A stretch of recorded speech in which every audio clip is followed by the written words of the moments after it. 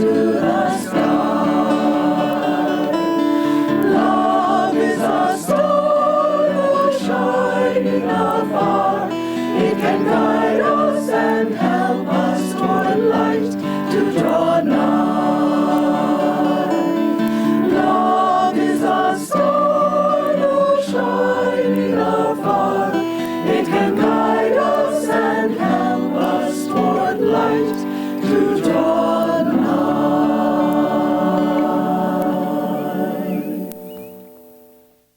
Good morning, everyone, and welcome to our Sunday service. And we want to have a special welcome to our dear friends Dai and Keshava, please stand, who are the directors of our center in Delhi.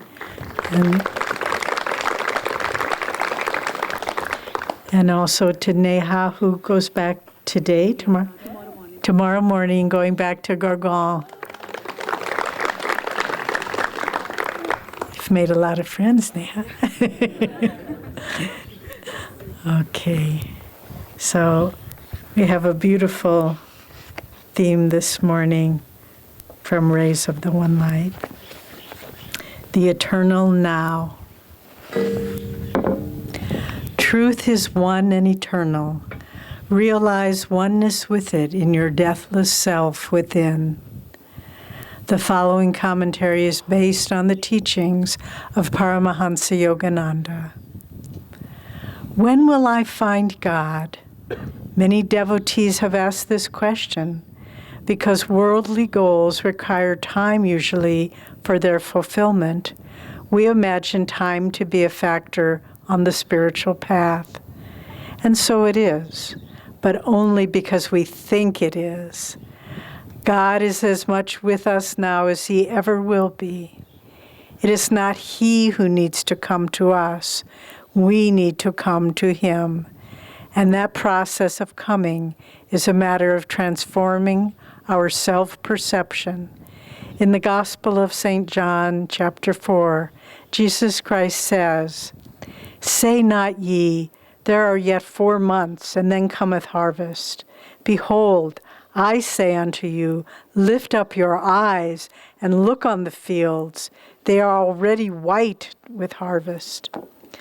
There is a practical teaching in these words, apart from their statement that we have God already and have only to realize that truth. Jesus is saying, lift up your eyes and look. To hold the eyes uplifted is the best position for meditation, for the seat of superconsciousness lies at the point midway between the eyebrows, in the frontal lobe of the brain, just behind that point. This point is known also as the Christ Center. By lifting up your eyes and concentrating there, you will find it easier to enter the state of ecstasy. That is why saints in every religion have often been observed during states of deep inner communion with their eyes uplifted, focused on the inner light, white, as Jesus said, already to harvest.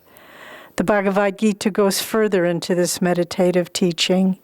In the 6th chapter it states, holding the spine firm, the neck and head erect and motionless, let the yogi focus his eyes at the starting place of the nose, the point between the eyebrows.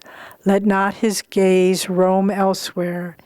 In meditation, tell yourself, I have him already.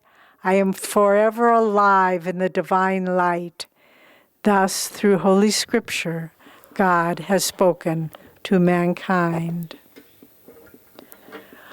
Om, Om, Om.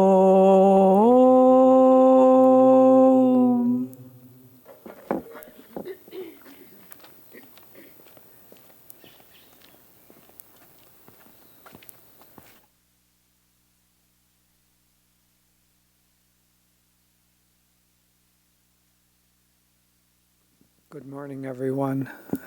Isn't it nice to be outside again? It's such a beautiful setting. So I'll read as a beginning point from Whispers from Eternity.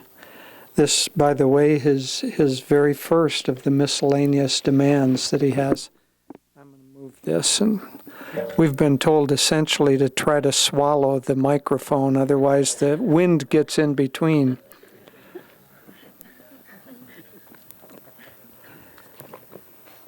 So this is the very first demand. Make me the butterfly of eternity. I have burnt my past, destroying every seed of evil destiny. I have stridden bravely through the strewn ashes of my past and future fears.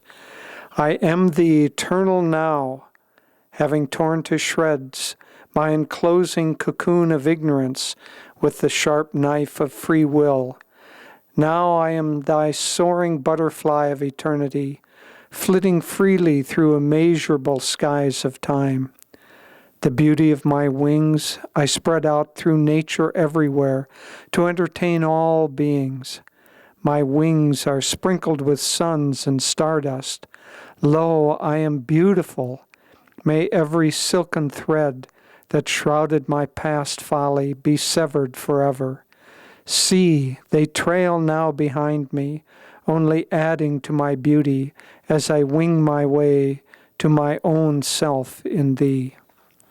Beautiful prayer demand.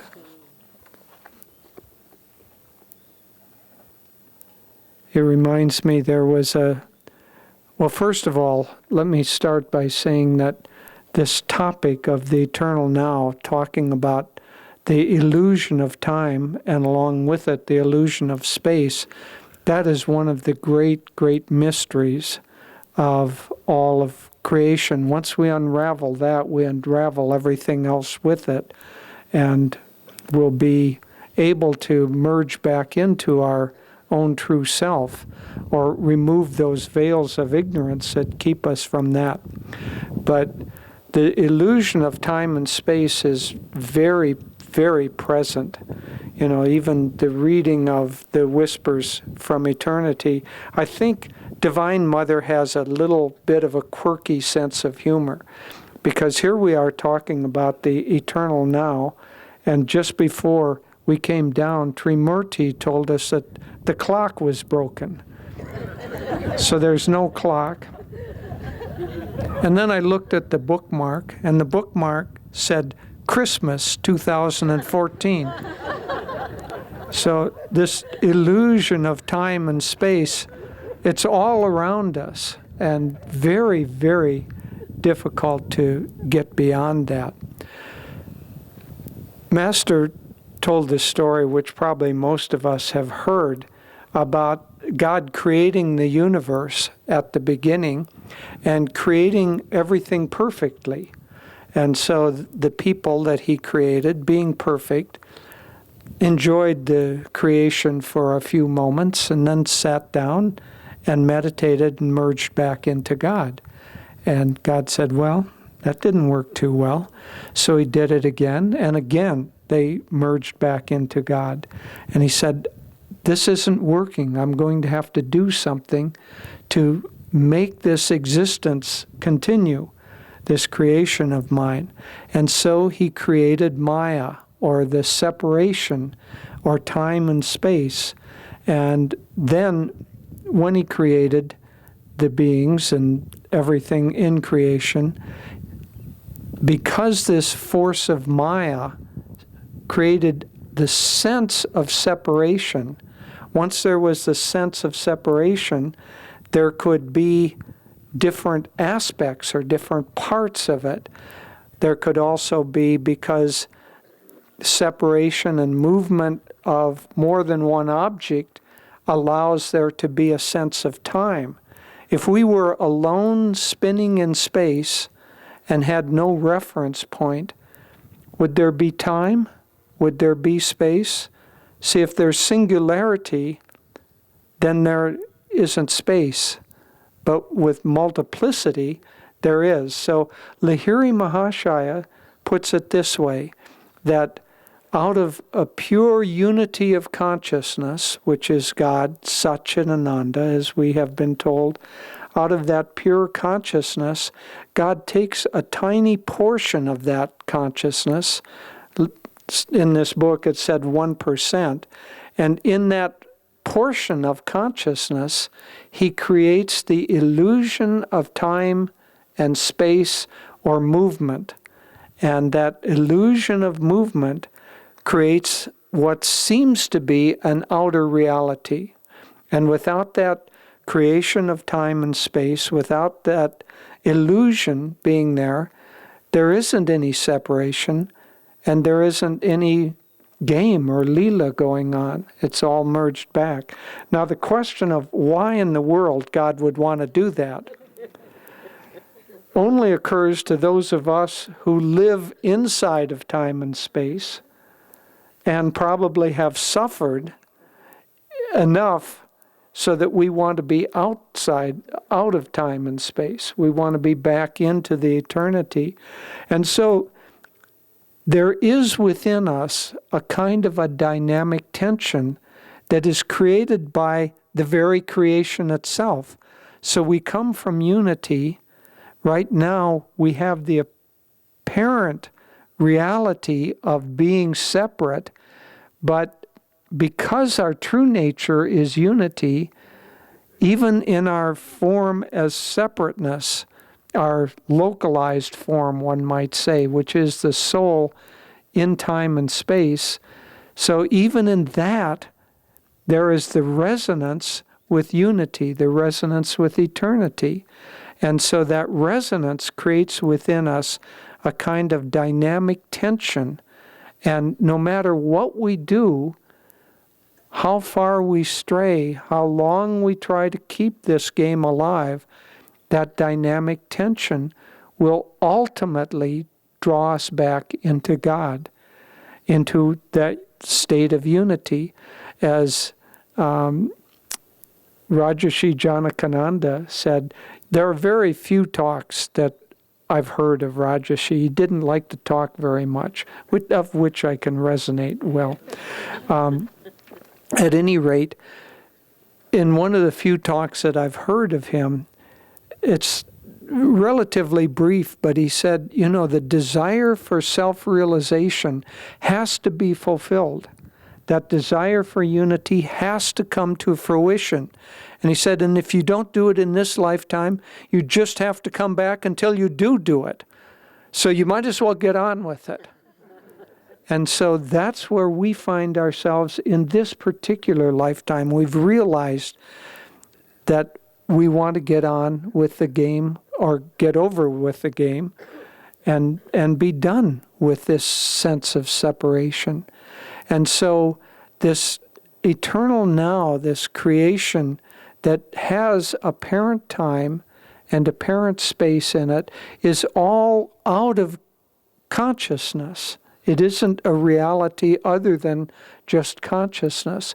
And that's why Swami was saying in this that, and Christ, it's just the interpretation of the scripture, that in order to get out of time and space, we have to lift up our eyes and realize that that which we are seeking is already there.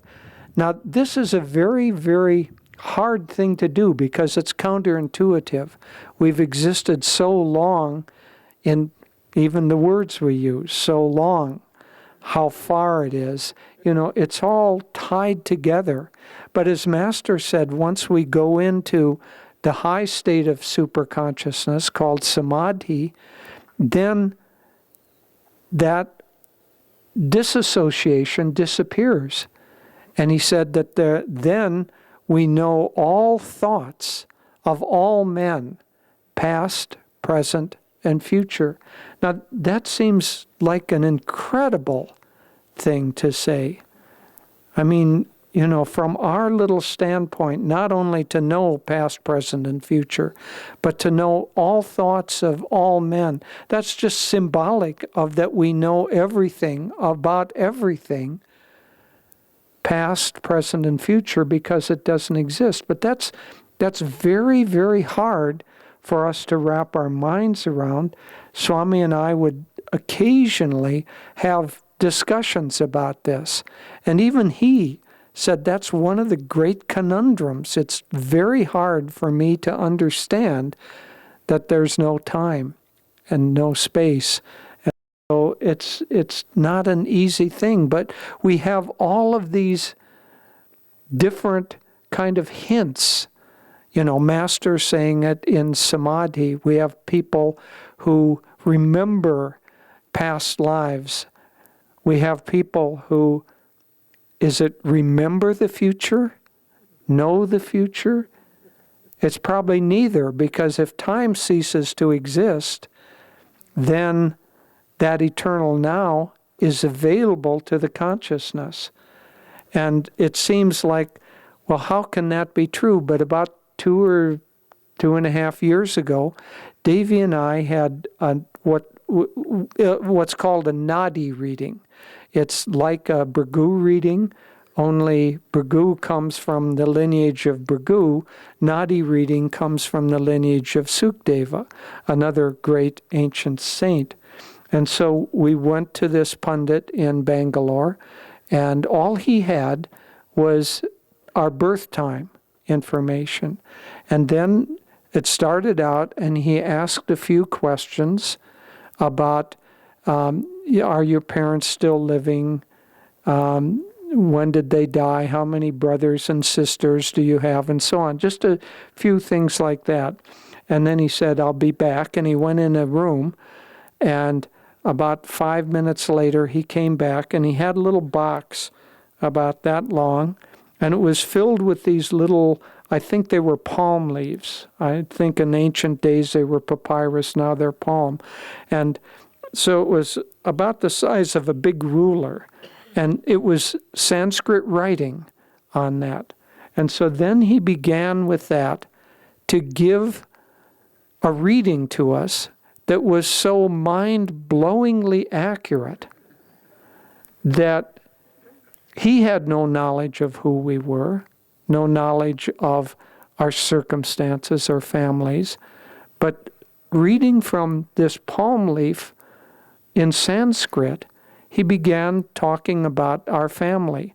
You have one son, you have 3 grandchildren. Your son is going through a difficult period right now because of a separation from his wife, and he's worried about the effect on and he just went on like that for about an hour with very, very minute detail. And he talked about past lives, and he talked about this life and the purpose of this life, but without talking very much about the details of it. I just want to say the details were so startlingly accurate, and there was nothing that was provable that was inaccurate, and therefore we have to believe what he said about the future also. So, and the past, which of course everything except this lifetime is obscured to most of us.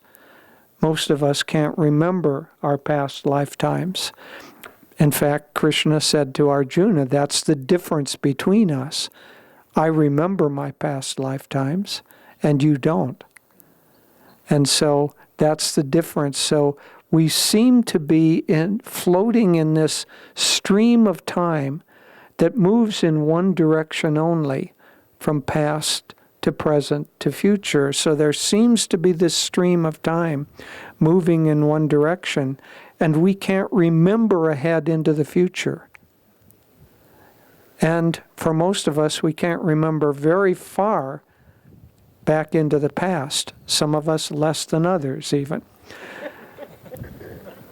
But most of us have fairly clear memories of at least points in this incarnation, and therefore, but we don't remember what's going to happen next month, although we might be able to remember what's going to happen last month. Why? Because we're still caught in this matrix of time and space. So it's like a veil over our consciousness. And one could say that the spiritual path is primarily overcoming the veil of delusion of time and space. Because when we do that, then we merge into the eternal now and into the infinite consciousness of which that is a part.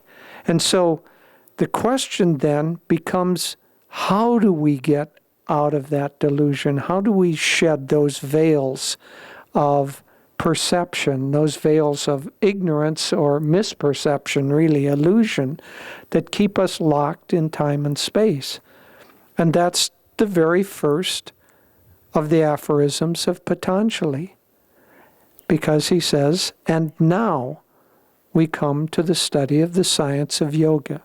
And so the science of yoga is meant to bring us out of the delusion of time and space and into the remembrance of who we are in the eternal sense. And so time and space is held together by movement, one can say. So time has to do with the movement, the way we measure time, has to do with two movements primarily. The movement of the rotation of the earth, and that's the day, and the movement of the orbit of the earth, and that's the year. And so all of the time measurements that we have are subdivisions of those or multiplications of those.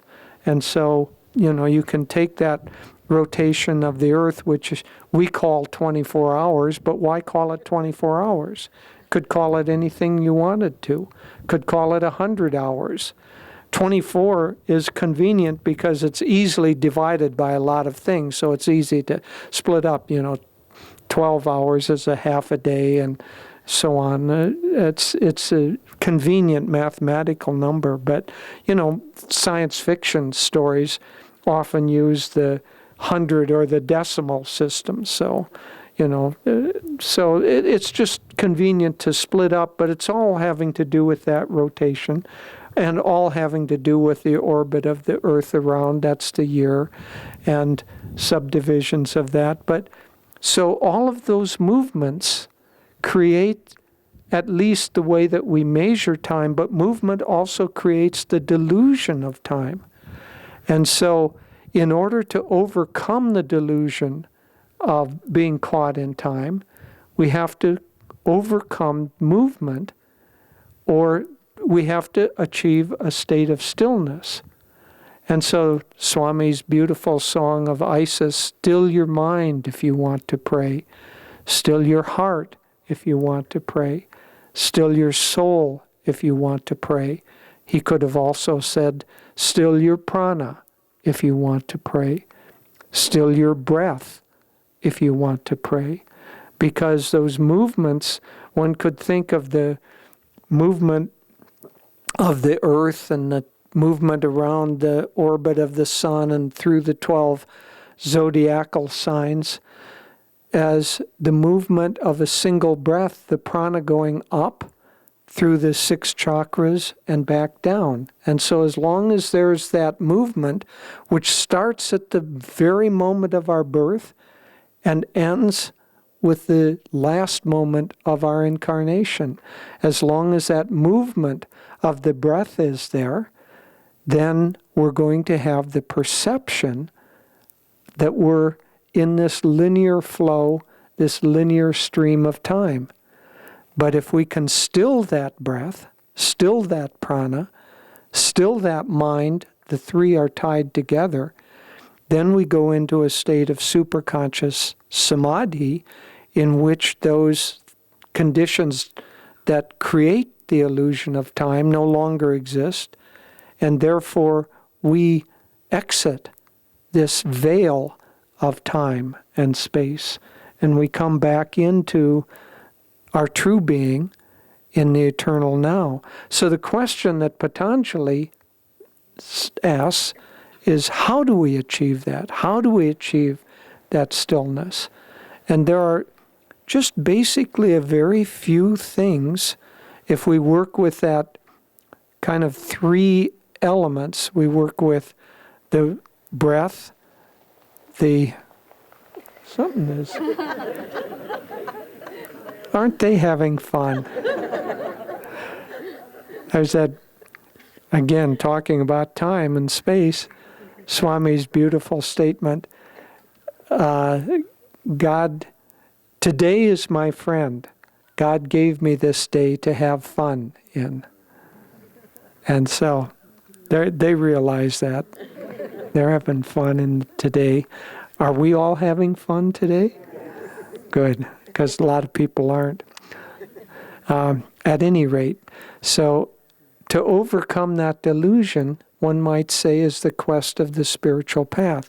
So how do we do that?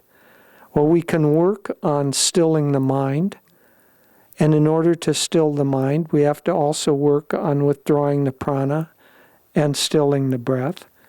But that's what Hong Sa technique is meant to do. It's meant to still the prana until eventually it becomes still enough so that we go breathless. Master, when he was young, he said he used to practice Hong Sa for up to 8 hours at a time until he went breathless. A little while ago, we were in the little bedroom in Tulsi Bose's house where Master stayed, and he and his Sanskrit teacher, Ananda, and some of the great saints from the area around that would come into this little room, about 12 by 15, that was Master's bedroom. This was when he was a teenager, so Master and these great saints would sit inside, and Tulsi Bose would sit outside and guard the door so nobody would disturb them, and they would go breathless and levitate in that little room. So going breathless and going into those high states takes them out of time and space, where they see all thoughts of men, all men, past, present, future.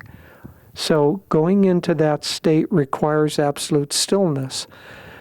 Lahiri talked about it in terms of the various chakras, that at this point, it's very slow vibration. He said between 0 and 10 vibrations per sometime. He just said between 0 and 10 vibrations.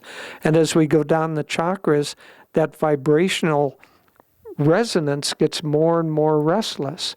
So here it's 0 and 10, here it's 100, here it's 1,000, here it's 10,000, anyway, and so on, and multiples of 10. And so we have to withdraw the prana, that life force that is restless, and bring it up to the spirit, call it not the spiritual eye, call it the chakra of stillness, the chakra of non-movement, the chakra that is beyond time and in the eternal now. And so in one sense, when we can withdraw all of that prana and bring it up to this point, we will go into the eternal now. And that's the path of Raja Yoga. But there are other ways of coming there. So if you can get your mind and your heart fixed sufficiently and stilled fixed on one thing, and stilled, see, not two, not duality, but one. If you get your emotional feeling nature fixed on one thing strongly enough, you will also go into that ecstatic state. That's why Krishna says, turn your mind to me, worship me. We had this beautiful friend, we still have her, but she's on the astral plane. We're here. Beautiful friend who was a lifelong, she was Hari Priya, for those of you who know her, and she was a direct disciple of Ananda Ma and a lifelong devotee of Krishna, and she took care of Krishna in the form of a little Gopal. And I have a more impersonal nature. We were sitting and talking and about what really attracts us to trying to achieve union with God. And I think I was saying, basically, I'm annoyed that somebody is able to achieve a state that I'm not able to achieve. If Master can go into samadhi, I want to go into samadhi too. Why not? Why am I being withheld from that? I wasn't saying it exactly that way, but that was the vrittis doing their thing. And she listened to that for a little while, and she just said kind of very quietly, that doesn't appeal to me at all. I just love Krishna. And so she so fixed her mind and her heart on Krishna that too is a pathway. But one way or another, whatever we do, this resonance within us that is tied to the eternal now and the omniscience or nothingness, however you want to look at it. I mean, eternity and vastness or nothingness, that resonance in us has to find fulfillment in one way or another. And the only way that we can really do that is to increase our desire for Krishna, our desire for samadhi, our desire. And when that desire becomes so strong that it burns up all the other desires that keep us tied to time and space, then at that point we will re-merge back into our own eternal nature. Long I've called you, my Lord, long I've called you. Many years I have longed for your sight. Bathe the darkness with tears of devotion, offered candles in prayer to your light. How much longer, friend, must I cry your name? I am yours, ever yours. Will you come? Long I've called you, my Lord, long I've called you. Many years I have longed for your sight. Bathe the darkness with tears of devotion, offered